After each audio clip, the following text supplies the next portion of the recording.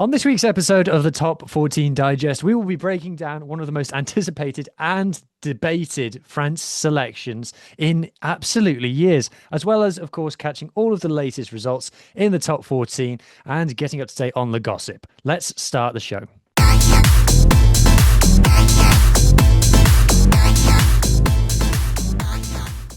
Bonsoir, everybody. Bienvenue. Je m'appelle Huw. Welcome back to the Top 14 Digest. This is your weekly shortish podcast capturing all of the news and the results in the mad world of French top flight rugby. And of course, most importantly, getting up to date on all of the gossip. I am not on my own. I am joined by my co-host from the Atlantic coast, Madame Maz Mac. Bonsoir, Maz. Bonsoir, Hugh. How are you? I'm very well. You haven't been electrocuted this week, have you? No, no, but I have been, we're flooded this week instead. Flooded? Yes, flooded. Because we live between two big rivers and it has rained for like 1,200 years or something, apparently. The roads are all flooded. So some of them have these things called a voie de security, which is like bridges built over the roads, and you go over them to get what I do to get to my work, which is it's very kind of Formula One because there's little passing places. So you have to put the Anyway. So it was snow one week and now it's flooding. So you've only got, how many plagues have you got left to go through? When does the frogs start coming? Oh, the frogs, about April or May, because we live, as I said, beside rivers and we've got a canal just right beside us, and the frogs have their kind of love nest down there. Right. Okay. Well, too much information. We'll move swiftly on for that. So, format for this show. So, this is the first of our Six Nations podcasts. We now have a France team because we're having a game on a Thursday. More on that later. We have the France team already announced for this weekend and the Ireland's team that they will be facing. That's why I'm wearing my first France jersey of the season. For every week, I'm going to be wearing a France jersey for each episode, a different one, because I have many. I think I probably have more than 5, to be honest, which is a bit worrying. But so we'll be doing that. So later in the show, we shall be previewing the France-Ireland game. We'll be talking about the teams that have been announced. We're talking about what the media in France is saying about this game and giving our predictions as well. But before we do that, we need to do our usual business and talk about the top 14, which means it is time for the scores on 14. So running through it as quickly as possible. Montpellier defeated Stade Francais 44 points to 7. Montpellier continuing to have a good season. A little bit more on that game later. Castres defeated Clermont 28 points to 23. What was the stats that you had for me about this one, Maz? That was Clermont's first bonus point, losing point of the season, and they got in the 84th minute. Yeah. Well, there you go, Clermont. First losing bonus point of the season. It's only taken you 16 rounds. More on Racing versus Perpignan in a minute.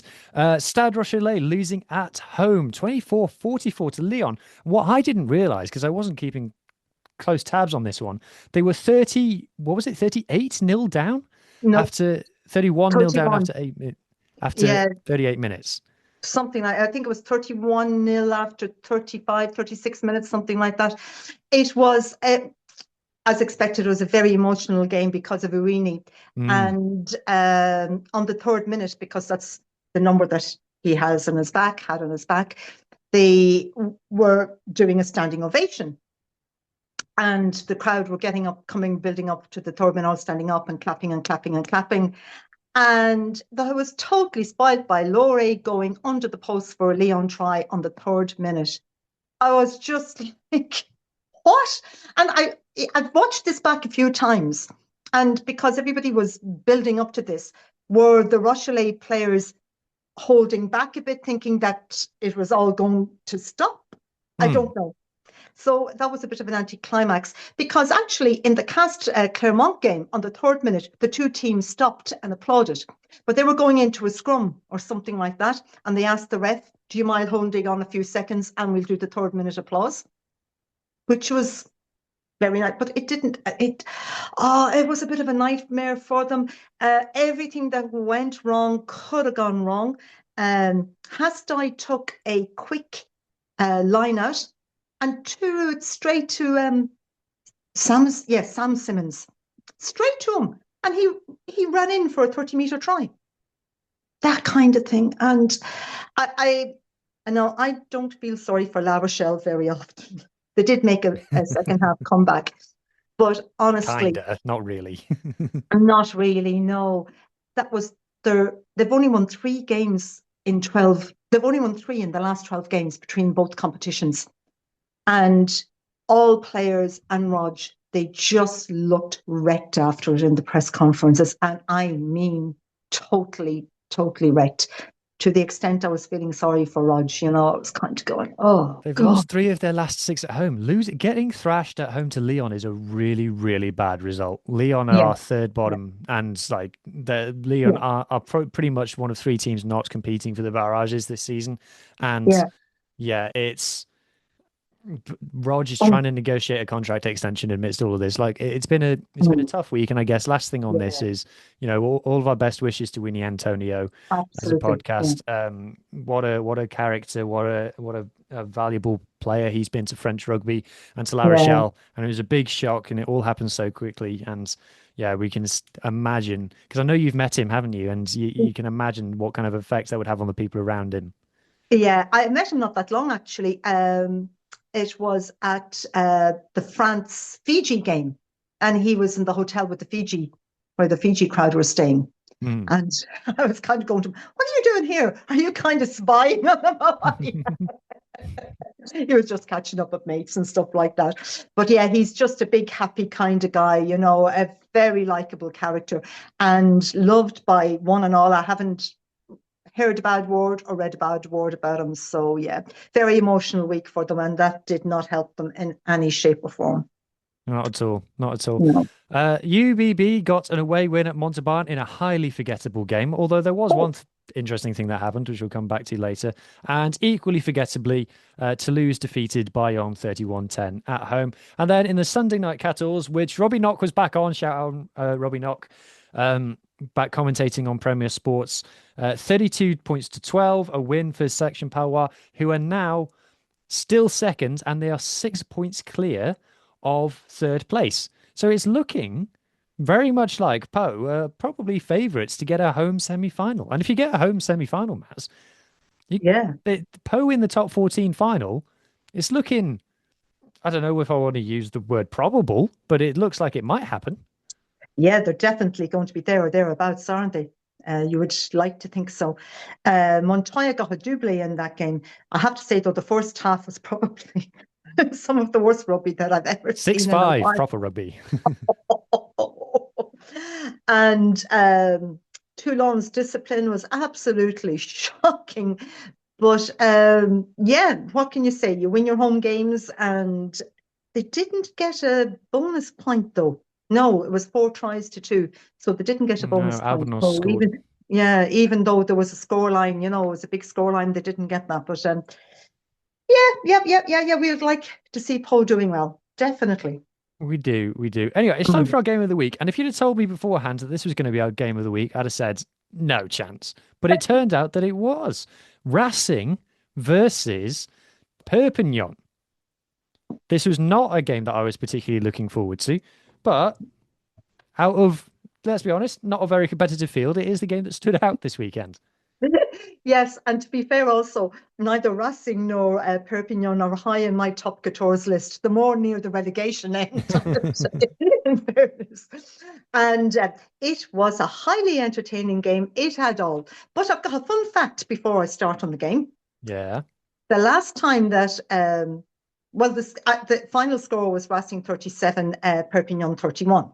Okay, but the last time that Perpignan won in Racing was in the 6th of September 2009. And that's going Wow. back before the top 14.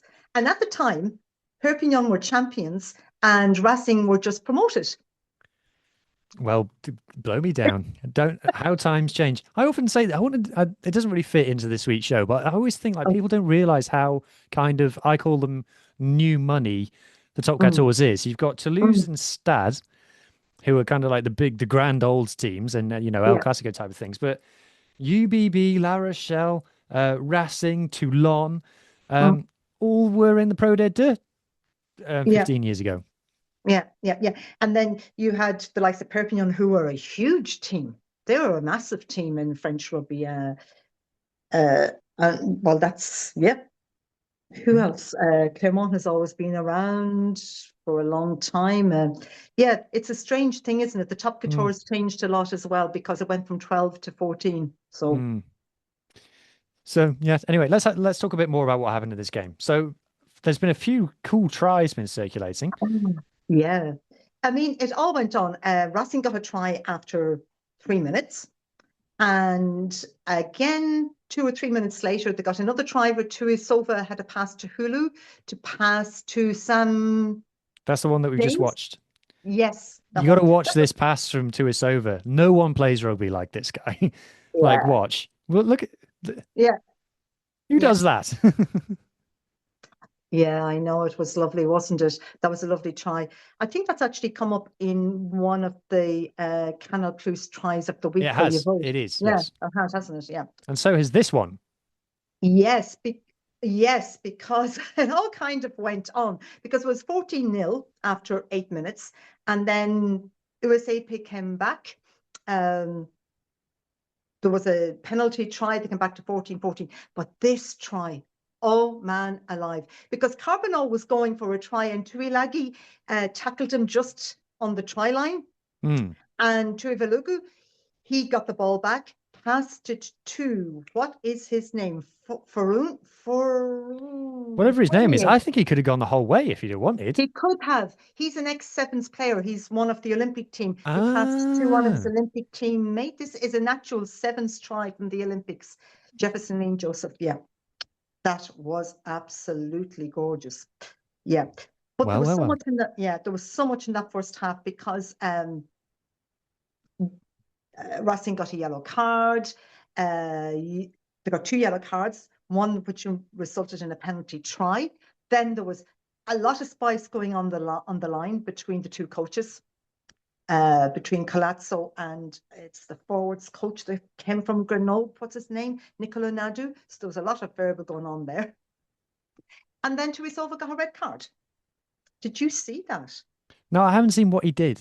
No. Oh, yeah, there was no question. It was a cravat. It was just, yeah. He had a quick look. The ref saw what happened, but he just had a quick look upstairs and it wasn't. And Tuisova knew himself. I'm wondering whether I have to explain cravats. We have long-term listeners will have heard us talk about this one. So this is one of those ones where you told me that this is a thing and I don't believe you, but cravat is apparently the French term for a high tackle. But I don't think I need to explain it because it turns out from the YouTube analytics that about half of our audience is French. Okay. They call it a cravat or they can call it a manchette. And a manche is a sleeve. So it's like you're getting a sleeve around the throat, kind of. Yeah. I like cravat, though, because everybody kind of knows what it is opposed to manchette. So there you go. Yeah, it kind of makes sense, doesn't it? Yeah. Kind of makes sense. What? Anything else on this game? Oh, yeah. Loads. Because it was 2014 to Racing at halftime. Then there's a few penalties. Tuilagi, he also got a yellow card. Racing went on, they got a few more tries. And in the 65th minute, it was Racing 37-17 for Perpignan. And I was just like, oh, okay, here we go. And then that kind of sevens try, brought it up to 37-24. And a guy got a double for Perpignan as well. Chenaro, he got a double. I think he's a flanker. Don't quote me on that, but I think that he is. And that brought it up to 37-31. Okay. 79th minute, they got a penalty. There was a lot going on and they got a penalty and you could see everybody going, three. Ah, no. That would have given, if they got that, it would have given them a losing bonus point. And they already knew that Racing, or that Lyon were winning at La Rochelle. But no, they went for the line out. And this went on, and they had 2 more lineouts. And then in the 84th minute, they got a lineout that Tuilagi went over, but the little scrum half from Racing held him up. But you could see up in the stands, because the camera was on him, Lauren Lebet, Perpignan manager was going mad, and he was throwing his folders around and his pens around, and he came marching down, and he was looking for somebody and going, what's going on here? Apparently, Racing had more men in the lineup than Perpignan. They had 8 against 7. Always. Oh dear, oh dear. This is great though. This is what we want from the top cutters. This is what you tune in for. This is the most important hand gesture in France, by the way. Yeah. If you're ever in France, because I did this at UBB versus Scarlets, and I got a laugh from all the UBB fans around me. Is if a penalty is awarded on the pitch, you signal for the 3. It's very important. 2 fingers and a thumb, not 3 fingers. If you've seen Inglorious Bastards, you know the importance of that. So 2 fingers and a thumb. You just wave it above your head and go, hey, hey, hey. Because that's what all of the top 14 coaches do for the sidelines, no matter what the score, no matter what the scenario. Apart from that, Pau coach against Toulouse, where he told them to go for the win and they got it. Yeah. But it didn't happen. And you could see, I think the second one, he turned around, the coach on the ground turned around and looked at Laurent Labat, and he went, and they were still going 3-3, and they were still totally ignoring him. To be fair, that's Racing unbeaten at home this season. Is it? Yeah. There's a few teams unbeaten at home. Yeah. But I need the rant. Need the rant. They had a red card and 2 yellows in one game. They have 16 yellows, 3 reds, and an orange. Yeah. In 16 games. Yeah. Do the maths. It's not great. It's really not great. But it was a highly entertaining game. And even if somebody kind of wants to watch the last 10, 15 minutes, and you'll get a high quality rugby and high quality controversy. Well, maybe I'll have to seek it out, I think. I'll have to seek it out. So that brings us to our Fanny of the week, Fanny being the French word for a team that got nilled. And surprisingly, because I thought this was going to be the game of the week beforehand, I thought Montpellier versus Stade Francais was going to be the best game this weekend. 44-7 that Montpellier absolutely thrashed them. And it wasn't a weak Stade team either. No, I think it was one of the best teams they could put out. And it was 15-0 at half-time. That's the Fanny, no score. And it took until the 66th minute until Stade scored. And it was a try by Hurrigan. But honestly, it was a good team. I don't know what to say, because the week before I was at it in the rain, the best UBB away from home. So they can win away. It's not the issue. Montpellier, once again, they're very disciplined, score nice tries, they play well.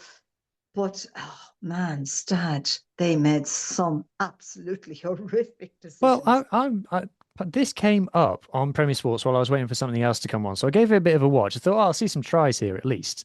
And they didn't score until like the 23rd minute. It was 0-0 until the 23rd minute, and it was 15-0 at half time. So I was like, oh, okay. Yeah. So not actually tons happened, but then it was in the second half that everything just went mental. Yeah. And I really don't know. And Gustard after Paul Gustard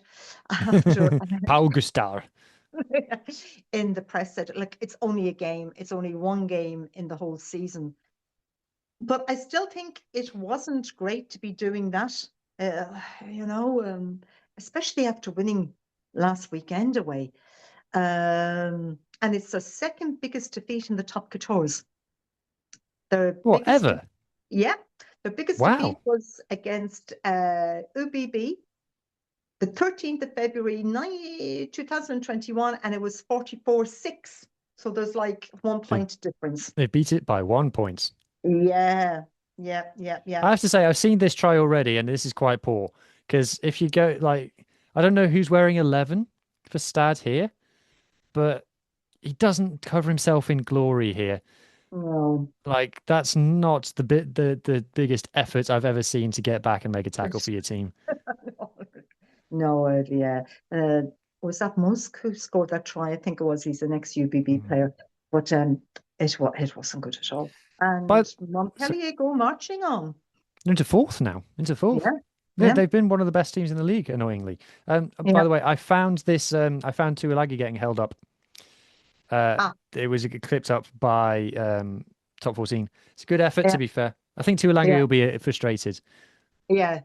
Extremely, extremely, extremely. And because I thought at the time Laurent Labat was having a bit of um, a go because he didn't agree with that, but he said no, he did agree with that. The line out was his problem. If I don't know if you can get back and see how many they had in the line out and things like that. Yeah, there you go. Well, yeah. Anyway, before we go Oh, any further, I just want to remind people that if you're enjoying what you're seeing so far, please consider subscribing to this YouTube channel. We are very, very, very close to 1,400 subscribers here on the Global Gain Line. A reminder, if you're new, you can find all sorts of different things on this channel. You can find dedicated South African podcasts, dedicated URC podcasts, dedicated. There might be a Super Rugby podcast coming. I can say oh, no more. right. A dedicated Irish podcast, which will be uploaded also at the same time as this one, which I'm sure you'll find fascinating. Once you've watched one, you'll want to go and watch the other. I have no doubts. You've got Scrum of the Earth, hosted by David, and there's sometimes an American podcast, and there's sometimes a women's rugby podcast that we're trying to bring back. We are doing our very best. Also, important news. We've been going on about the audio platform for goodness knows how long. We're up and running on Spotify. If you check the description down below, you'll find all the links to all of the audio version of this podcast. Spotify is up, and now Apple is also up and running. So you can follow the show on Apple. This link will be in the description of the YouTube video of this. It will be the first line. I'll make sure that it is, and you can find all of the important things there. So make sure you go and give it a follow, give it a 5-star rating. You can comment if you're on Spotify and help us grow the show. Much appreciated in advance. All right, Maz, it's on to gossip of the week. And this week is once again transfer gossip, which is some of our favorite kind of gossip. And it's someone who we've spoken about a lot on this podcast this season. Italy's number 10, Paolo Garbisi. Now, I hate to say I told you so, Maz, but I told you so. You did tell me so. And oh, I actually like him. He comes across as a really nice guy, but he's out of contract with Toulon in June 27. It's not even this year, right? And there's very, very strong talk that he will join Montpellier. This whole rich history of Toulon and Montpellier and Paolo Garbisi is just, he joined Montpellier when 21-22 season. He was very young at the time. Yeah, he was 19, wasn't he? I think came from Benetton. He was quite came young. From Benetton. Yeah, he just 19. Won the Rainbow Cup with Benetton. Yes, yep, exactly. So it was 1920. Came along for 2 seasons, and because of Louis Carbonel, who's now at Stade Francais, which is another thing with Toulon, Montpellier that we won't go into. He wasn't getting a lot of game time at 10, and he was playing a lot at centre. And in the middle of the season of February 24, it was announced that he was going to go and play with Toulon after the Six Nations and leave Montpellier. And I can remember him doing interviews at the time and going that he was really upset at the time that the owners didn't kind of come back to him and say, we want to keep this player. He's an integral part of the team and what we're building for and blah, blah, blah, blah, blah. Just kind of let him go.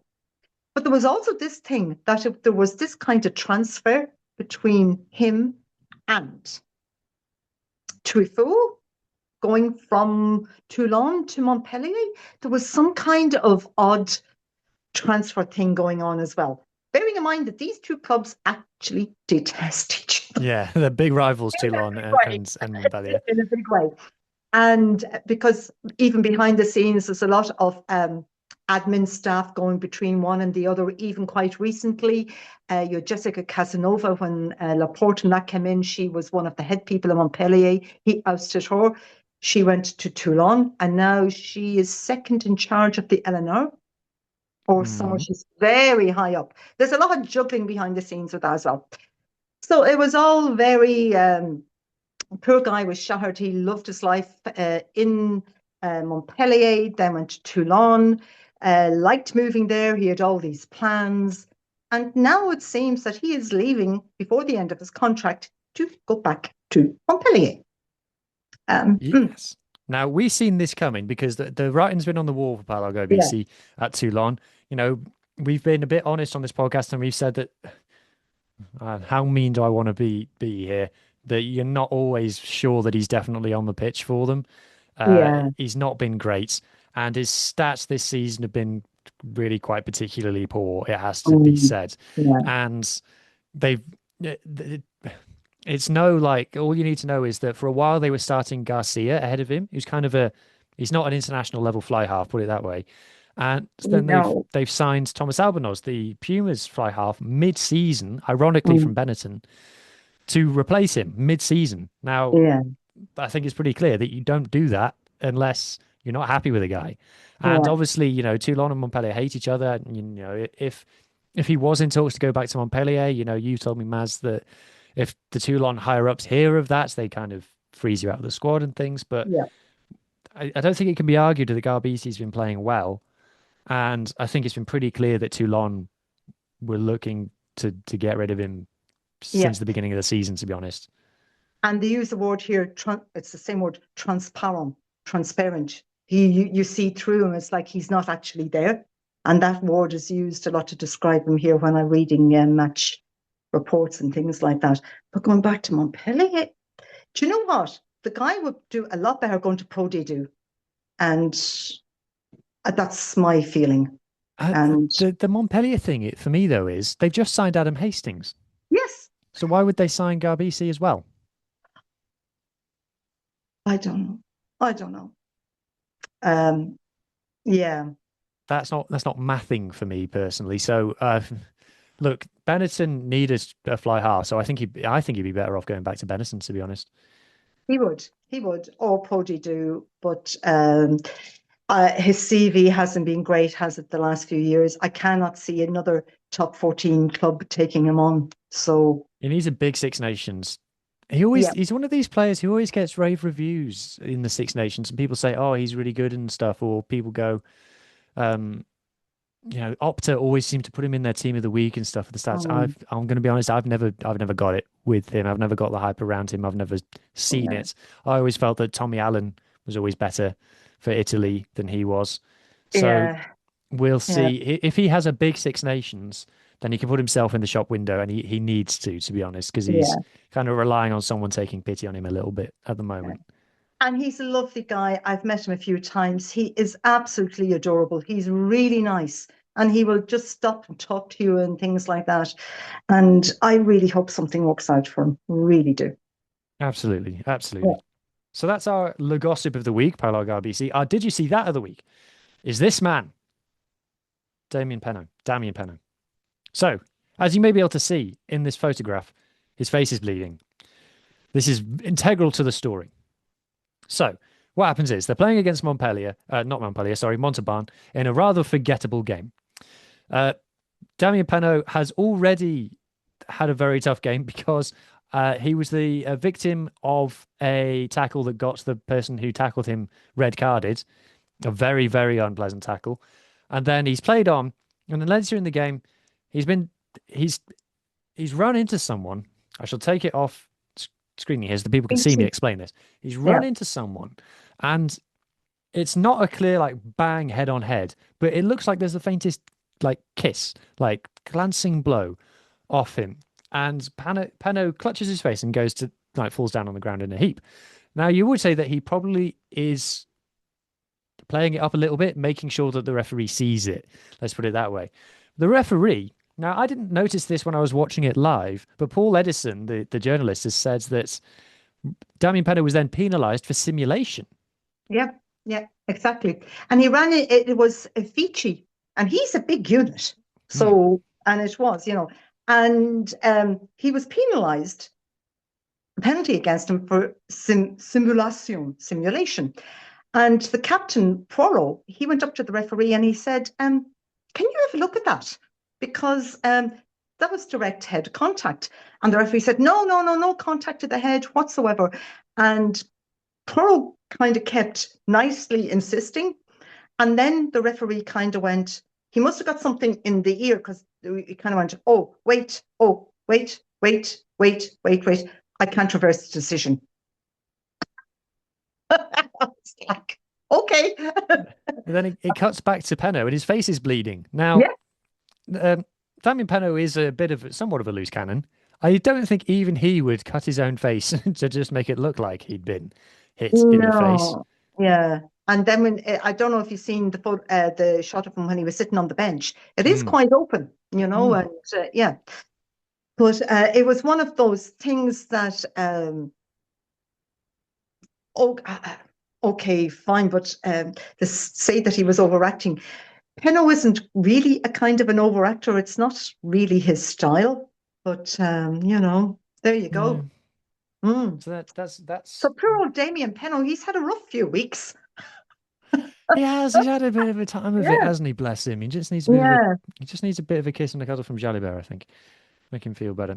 Anyway, um, I'm now going to do my stat of the week, which I was going to do last week and forgot. And I'm going to do this quickly because we need to get on to international talk. But my stat of the week is that there is a stat I am no longer paying attention to, Oh. and it is scrum half try assists, or even scrum half tries, scrum half try involvements.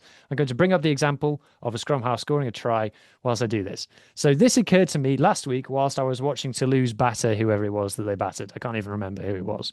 Bayern. Last week before. Yeah. Bayern. No, they played Bayern this week.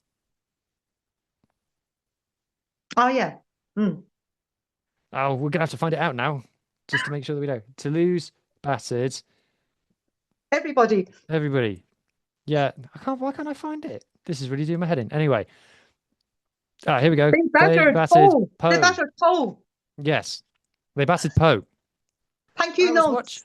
I was watching players like Miafu or Aldegheri or something like splatter Pau players in front of them, skittle them like bowling balls, and then Dupont comes to the ruck, which is like 1 meter from the Pau try line, passes it to someone like Calvin Gorge or Gorges or Georgia, whatever you want Oh. to call him this week. He beats two players and scores a try. Dupont gets a try assist for that. So the Toulouse forward smashes all of the Pau players out of the way. The Toulouse back beats two men and scores. Dupont gets a try involvement. But that's Dupont. Dupont. He'll Yes, get that. but it's an example of his stats now are inflated. But in of those three players who have done something in that try, he's done the Mm. least. Yeah. So, and it's not just him. That's just an example. But like try assists, scrum halves always get the most try involvements, and try assists is a debatable stat anyway. Some people don't like it because, if you pass the ball to someone and they run 80 meters and beat five defenders and score, you get a try assist. Also, you could run 80 meters and pass it to someone over the line and get a try assist. So it's not Yeah. an equitable stat. Ange Postecoglou, who used to be the coach of Tottenham, he said in a press conference that he doesn't like assists as a stat. He said the ball can bounce off your arse and you don't know anything about it and you get a try and you get an assist from it. So I'm no longer paying attention to try assists from scrum halves. It's not a real stat. It's just because the scrum half passes the ball the most, touches the ball the most. That's why they get the most assists. So there.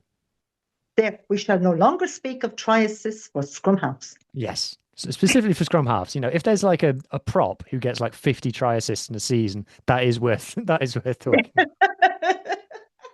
Anyway, Maz, your piece of paper is ever so slightly in front of the camera. Oops. There you go. It's Right. gone now. And yes, I need notes. So that's the end. Well done, everybody, for being patient and listening through whilst we did the Top 14 talk. We are now on to the Six Nations talk, which is what everybody is tuned into here. So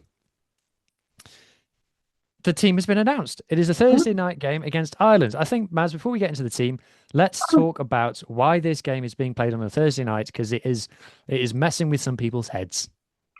It is. And it is because of the opening of the Olympic Games on the Friday night.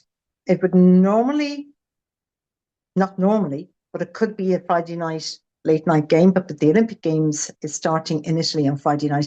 And the Winter Olympics here is a huge thing.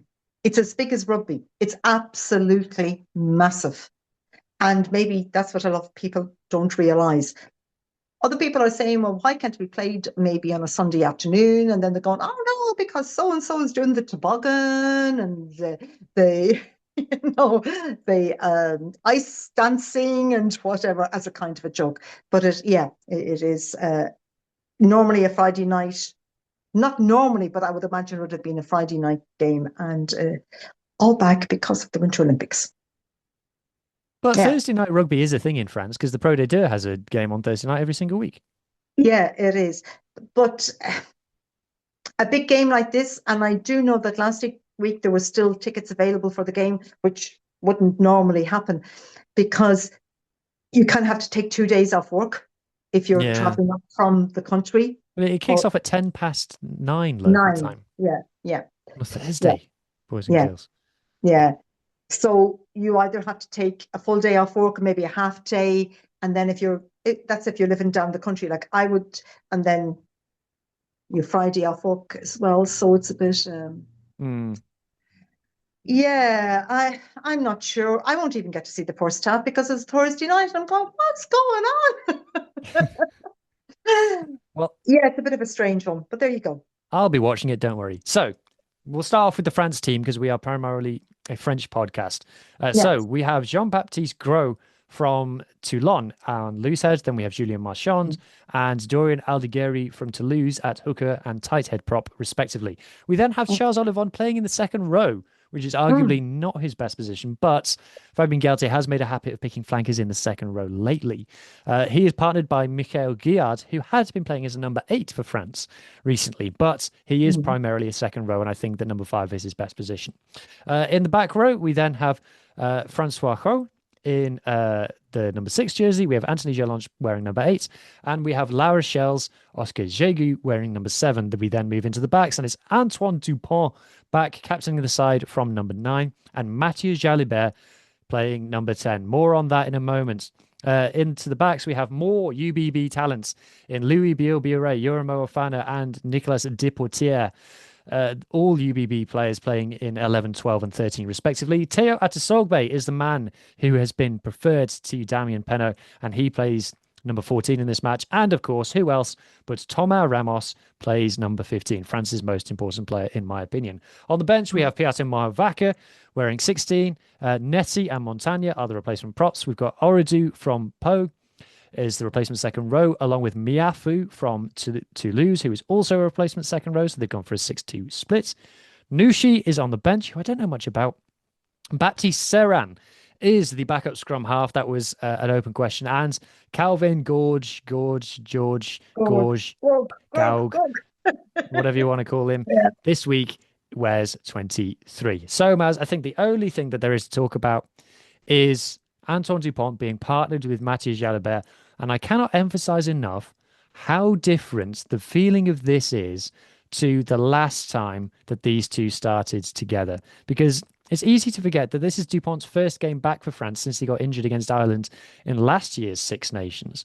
But all of the hype, all of the chatter has been about his halfback partner, Mathieu Jalibert. Much derided in France in the past, Maz, but this time around, the demand for him to be in the team was absolutely enormous. Yeah, it was. He has been exceptional this season and last season as well. And and people like, I mean, even Dupont is coming out and saying, I like training with him, I like playing with him. Galtier in his press interviews has been very positive about it as well. So, yeah, and you see, Jalibert, in my opinion, and as we know, is totally a different player than Ntamack. And Jalibert creates an awful lot of play. He creates a lot of tries, scores a lot of tries himself as well from his own play. So it should be an interesting pairing, I think. But it should be world class. There is no reason why it shouldn't be. Well, it should be the best Yeah. halfback pairing in the world. Yeah. I think Yeah. the thing with this is, like I said, Jalibert has always been, whenever France have lost and Jalibert's been playing, he's always been blamed. And, Yeah. the one that really winds me up is England last year. People blame Jalibert for that defeat, even though France were winning when Jalibert was substituted. They were 6 points up at the time. And as you say, Maz, anybody who's listened to the show regularly over the last year or so knows that he has been the best player in France for the last 18 months and posting not just incredible stats, but doing incredible things that you can't capture in the stats. And so like, for me, it's the change in vibe. Like previously when Jalibert has been picked, it's been like, oh, we're just waiting for Untamat to be back. Now it's very much like, no, everyone is saying, Galtier, you have to pick Jalibert. He is by far Yeah. the better player. It's just a question, can they make it work? Because I really do believe that him and Dupont are so talented. Like I said, should be the best halfback pairing in the world. That if they just sat down for a coffee and said, look, let's make this work. Let's find a way to make this work between us, then it could be unstoppable. But the question Mm. is, will it just be too many cooks? I don't know because Dupont seems to have really come out this time and really supported him and things like that. And maybe they have done, as you said. Maybe they have just had a coffee and a sit down and a talk, but they seem to be really glued together. Another thing is, Ramos will probably be kicking. And for anybody who isn't up to date with the top 14, Jalibert, he doesn't do all the kicking at UBB. He does some, Luku does some, but since he had this thigh injury, he seems to do less and less kicking. And I had a while back or a few weeks ago, I was reading that if he continues to practice kicking all the time in training, his thigh can go a bit. So I would be expecting Rams to do the kicking anyway. So yes, yeah, there you you would go. you do that either way. Yeah. Yeah. So don't be kind of going, oh, he's a 10 who can't kick. If Entmac was playing, he probably wouldn't kick either. So there you go, So yeah. No, and I like it's easy to forget that Jalibert played fly half when France beat New Zealand at the World Cup. Like Mm, he mm, has had success as France. There was the one season where Dupont didn't play because he was with the Sevens, and France had a bad Six Nations. And again, Jalibert and Maxime Lucu actually both got the blame for that as well. yeah, yeah, And like I said, if they can just find a way to make it work, they will be unstoppable, yeah. absolutely unstoppable. And I hope they do. I hope it clicks. I really do. I would love to see that happening. Oh, Really would. yeah. Just quickly on that VT that I showed a moment ago. Quick feedback for Canal Plus and the Top 14. In it, they tend to put backing tracks over these things that are in English, and for whatever reason, the backing tracks that they tend to choose tend to be ones with quite explicit lyrics. Um, so you can click on, what you think is going to be a perfectly pleasant, compilation of Matty Jalibert doing things, and then you listen to the lyrics and go, "Oh my goodness, I'm just going to have to put my phone on mute for this." So just a wee bit of feedback for you there. But This happens all the time, by the way, in France. You can be walking down the supermarket aisle and kind of hear, oh, some rap music and go, oh. And my husband works in a DIY store and they have this pipe music over all the time. And he's kind of going, do you know what those lyrics actually mean? So when he explains it to his French co-workers, they're all falling around the place laughing, and everybody's going, all the customers kind of, what are you laughing at? So Yeah. yeah, just a bit of polite feedback. But anyway, let's just have a quick look at the Islands team. So Oh, I don't mind, putting myself out there and saying that Ireland do not have any players as talented as Dupont and Jalibert, sorry. Not a single one of these Irish players is as talented as those two. It's also an Ireland team that is hit by injury. I mean, if you look at the props, for example, Luchman and Clarkson, I'm good players in their own right. Obviously, Clarkson was called up on the Lions tour and things, but clearly not the first choice. You've got Cian Prendergast wearing 6, which is another one that's drawn a lot of discussion. And then in the back line, no Henshaw, no Aki, no James Lowe, no Mac Hansen, no Hugo Keenan. So you've got Andrew Stockdale from Ulster. You've got Stuart McCluskey from Ulster. Both players have been playing very well. Gary Ringrose, I'll be honest, I haven't seen him do much for me lately. I'll be honest. O'Brien's done well, and I really rate Jamie Osborne. I'm not sure that 15 is going to be his long-term position, but I do rate Osborne. But generally, Maz, if you go player for player, Ireland's second row is maybe better. Ireland's number 8 is yeah. maybe better, but there's There, not many players you take over the French ones. No, there's a few there you kind of go head on, head on.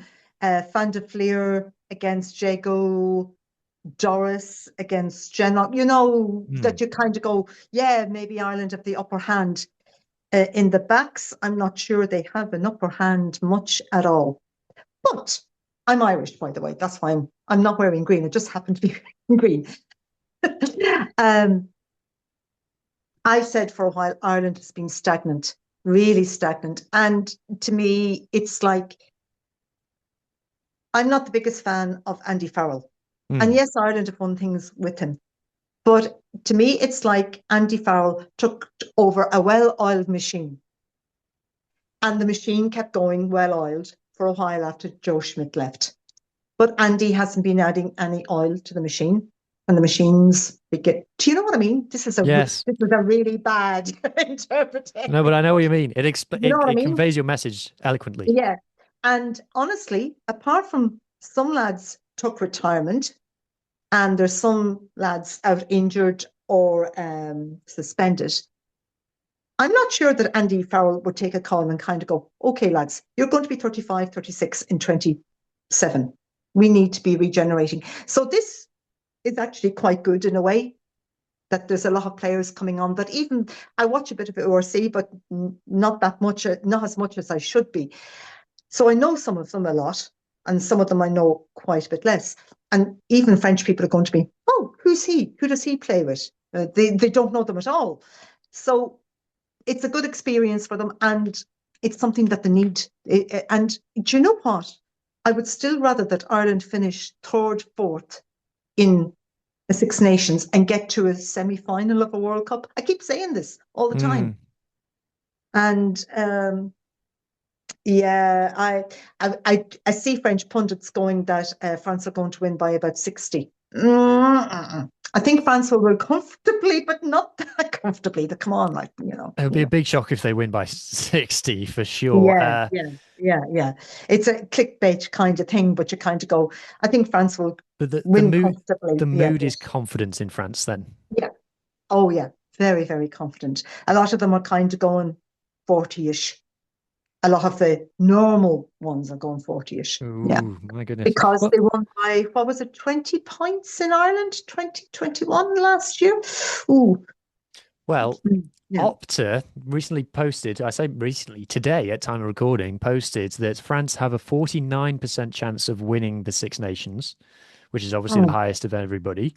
And they play England at home, which is the big one in Le Crunch in the final round. But can you just...